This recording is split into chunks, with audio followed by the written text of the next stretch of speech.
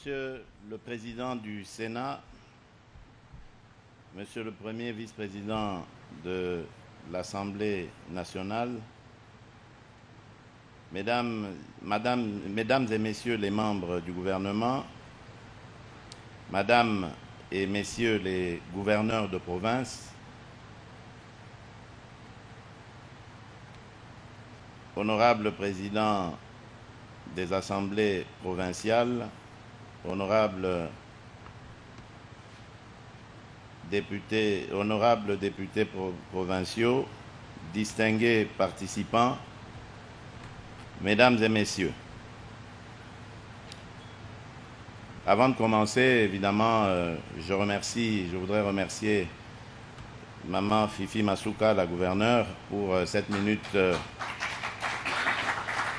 pour sa demande de la minute de silence, parce que nous sommes tous bouleversés par la disparition de cet être cher qui hier avec nous, qui était parmi nous pour ceux qui l'ont vu, et dont la mort est survenue cette nuit, malheureusement.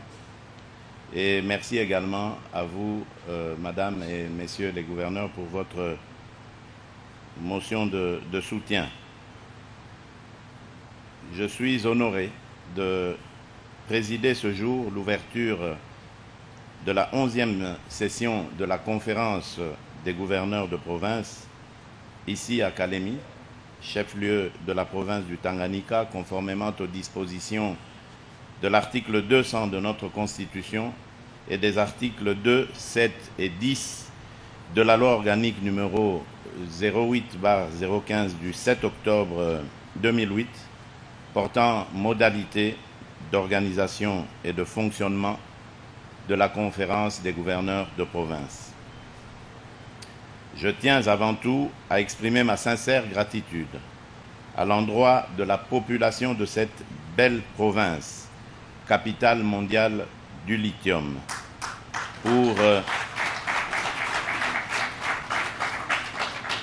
pour leur accueil combien chaleureux qu'elle m'a réservé. La conférence des gouverneurs de province a pour mission constitutionnelle et légale de formuler des avis et des recommandations sur les politiques à adopter et la législation à élaborer au niveau national. Par ce biais, elle contribue non seulement à la consolidation de l'unité nationale, mais également à l'harmonie entre le gouvernement central et les provinces. Elle assure ainsi une compréhension mutuelle des politiques publiques, tant au niveau national qu'au niveau de chaque province. Ce cadre revêt donc une importance majeure, car il constitue un espace privilégié pour mesurer l'efficacité de nos stratégies communes en vue de renforcer une collaboration harmonieuse entre l'exécutif national et les gouvernements provinciaux. Il nous offre l'opportunité de nous réunir, de réfléchir ensemble et de proposer des solutions concrètes face aux défis qui entravent le développement harmonieux de nos provinces. Nous avons le devoir, avec bienveillance et vigueur, d'accompagner à la fois les nouveaux et les anciens gouverneurs dans leurs efforts pour assurer une gestion efficace et un développement équilibré de toutes les provinces de la République démocratique du Congo. Le thème de cette 11e session, intitulée « Renforcer la gouvernance des provinces pour assurer la cohésion communautaire, facteur clé de la réussite du programme de développement des 145 territoires », souligne ainsi l'importance d'une gouvernance provinciale inclusive et responsable pour garantir la cohésion sociale et le développement de nos territoires. À ce titre, il nous revient à tous, en tant qu'acteurs engagés, de faire preuve de détermination et de collaboration pour accélérer la mise en œuvre des initiatives prévues dans le cadre du PDL 145 territoires.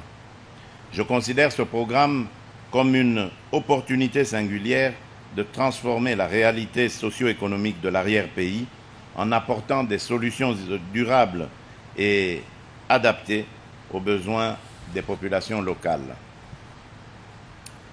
Madame et messieurs les gouverneurs de province, distingués participants, mesdames et messieurs, la question du développement de nos provinces est intrinsèquement liée à celle de la gouvernance. Chaque gouverneur doit véritablement s'engager à instaurer des pratiques qui privilégient la transparence, l'efficacité et le respect.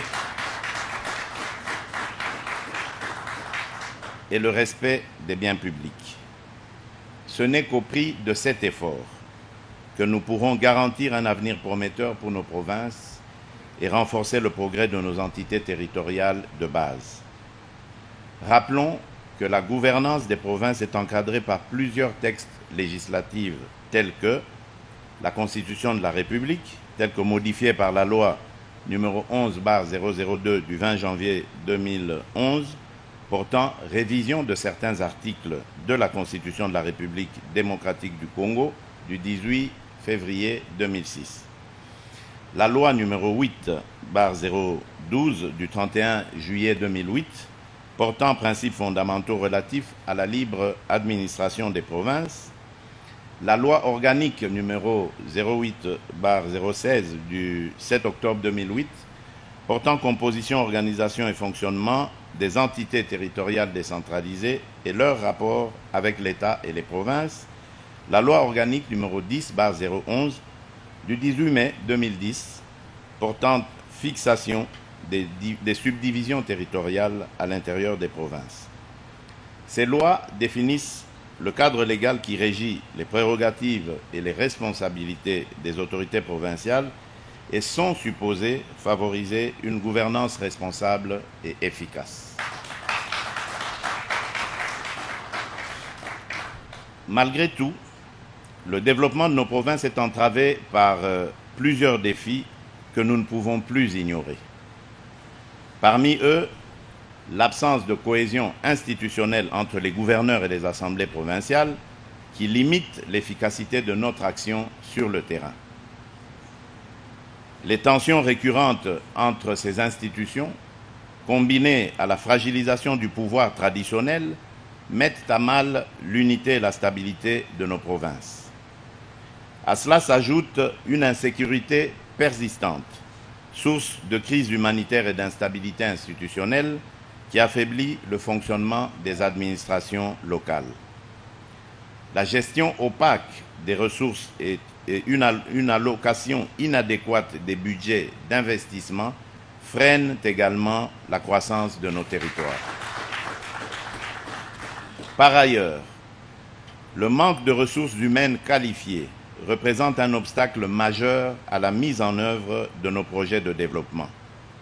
La qualité du service public provincial souffre notamment du non-respect des droits et devoirs des agents de carrière tels que définis par la loi numéro 16/013 du 15 juillet 2016. Enfin, la gestion des ressources destinées aux projets de développement reste décevante, aggravant le déficit d'investissement dans des infrastructures et des initiatives qui pourraient bénéficier à nos provinces. Cette situation érode la confiance des citoyens envers leurs institutions et retarde le progrès que nous aspirons tous à voir dans nos communautés. Pour surmonter ces défis, il est impératif de bâtir une gouvernance fondée sur la concertation, l'équité et une vision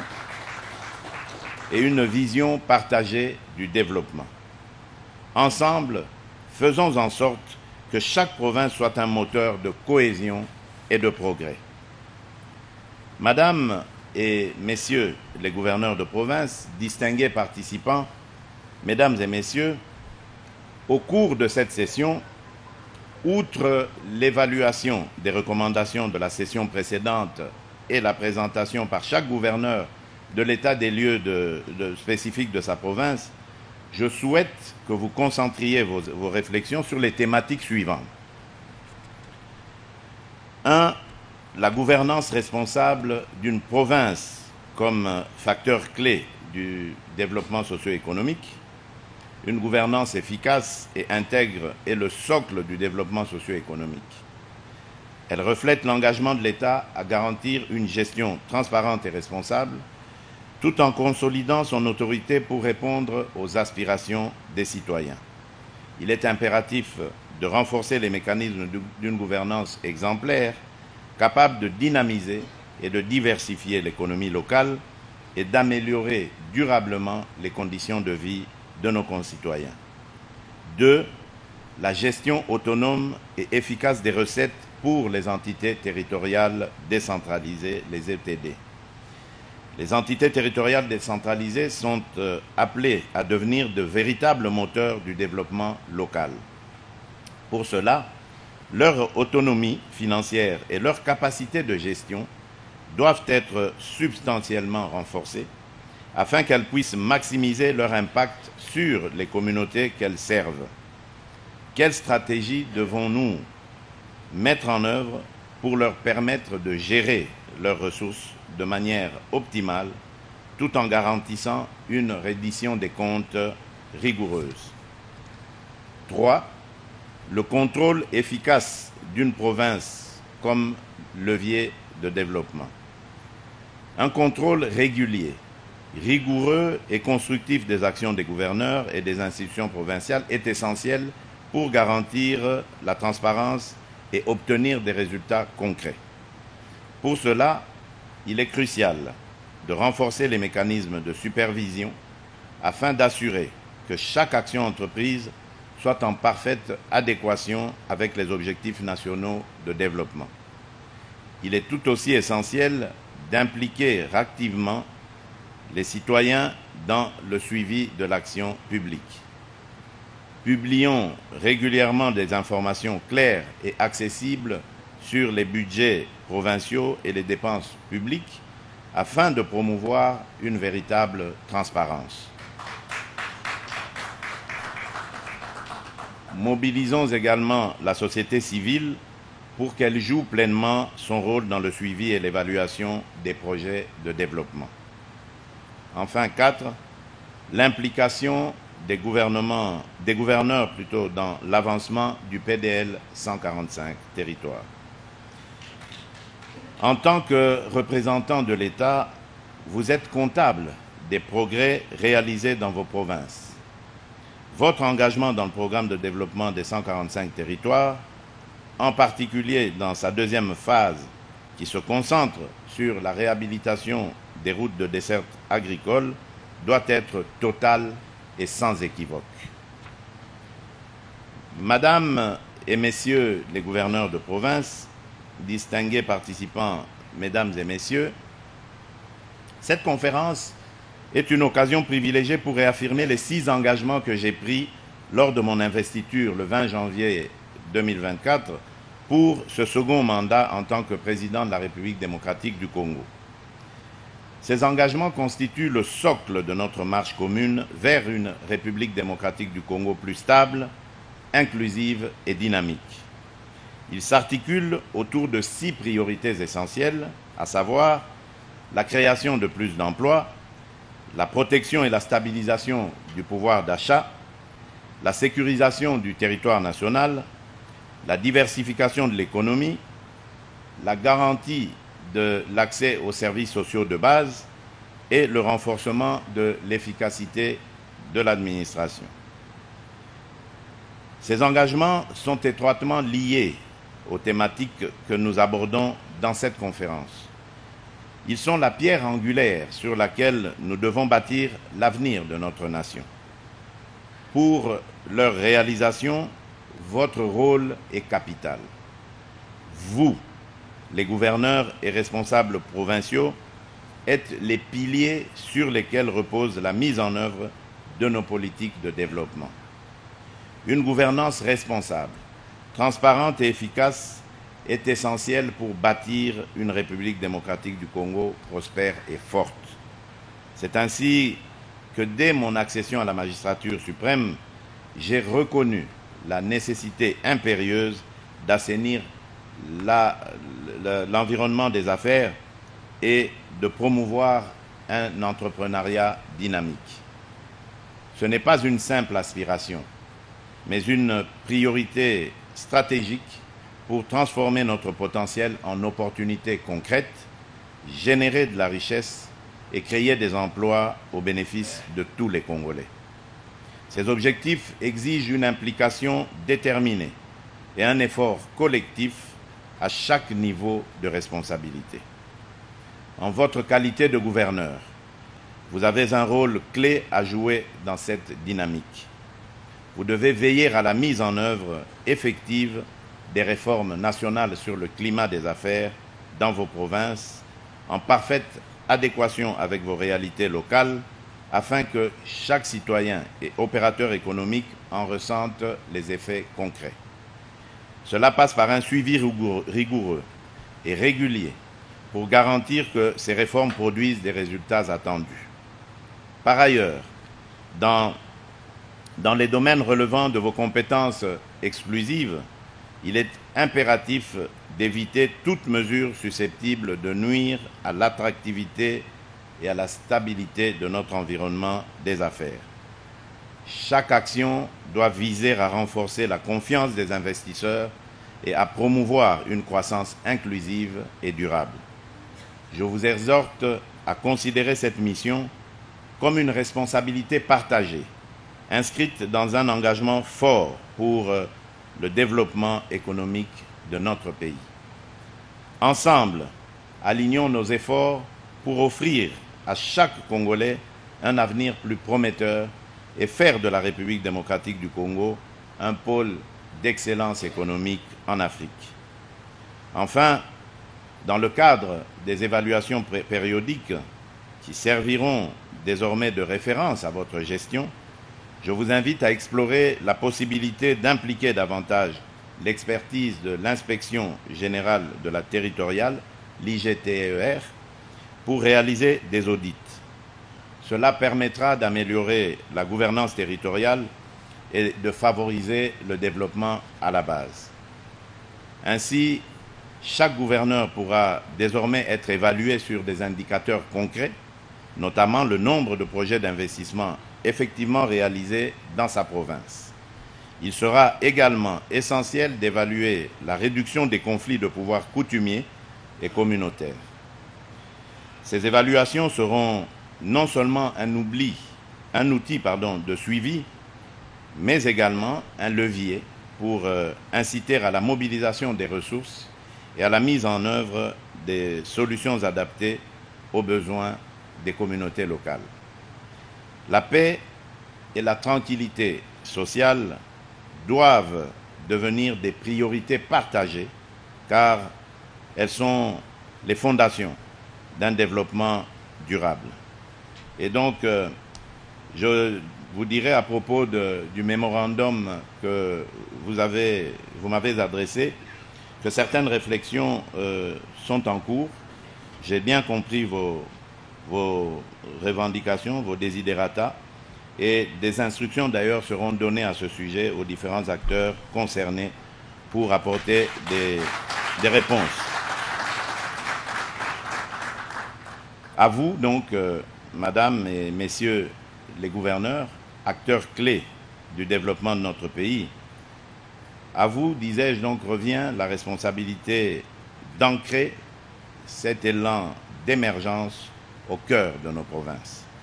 Votre rôle est pivot, votre mission essentielle. Jouez pleinement votre partition avec discipline, rigueur et détermination. L'histoire retiendra votre engagement et la nation congolaise tout entière vous en sera reconnaissante. Sur ce, je déclare ouverte la 11e session de la conférence des gouverneurs de province. Que Dieu bénisse la République démocratique du Congo et son peuple. Je vous remercie. Voilà, Oscar, le go est donné pour la 11e conférence des gouverneurs des 26 provinces de la République démocratique du Congo. Et là, le chef de l'État est revenu sur quelques points essentiels, entre autres la bonne gouvernance et la transparence dans la gestion. Excellences, Monsieur le Président de la République, ainsi prend fin la cérémonie de ce jour. Nous prions l'assistance de se lever pour saluer le départ de Son Excellence, Monsieur le Président de la République, et nous informons que les travaux vont se poursuivre selon le programme établi. Là, nous assistons au départ du président de la République, Félix Antoine Tshisekedi Tshilombo, qui est ici ovationné par le participant, essentiellement les gouverneurs des provinces, les présidents des assemblées provinciales, qui sont venus en grand nombre prendre part à cette 11e session de la conférence des gouverneurs des provinces. Nous avons suivi plusieurs allocutions, notamment les discours d'orientation du président de la République, Félix Antoine Tshisekedi Tshilombo, qui est revenu d'abord sur la mission de la conférence des gouverneurs, celle de formuler des avis et politiques à adopter pour le développement des différentes provinces, qui sont au total 26, qui constituent la République démocratique du Congo. Le chef de l'État et garant de la nation, Félix Antoine Tshisekedi Tshilombo, qui est en train de saluer l'assistance, en train de partir justement. Il est revenu sur l'importance du thème retenu à cette 11e session de la conférence des gouverneurs. Le thème, c'est renforcer la gouvernance des provinces pour assurer la cohésion communautaire, facteur clé de la réussite du programme de développement local des 145 territoires. Le chef de l'État, le président de la République, garant de la nation, a parlé dans son discours d'orientation des développements des provinces, qui n'est que question de gouvernance. La gouvernance qui devra être bien maintenant, comme il l'a souligné, suivie par l'inspection générale de la territoriale. Il y aura un contrôle. Là, il a déjà annoncé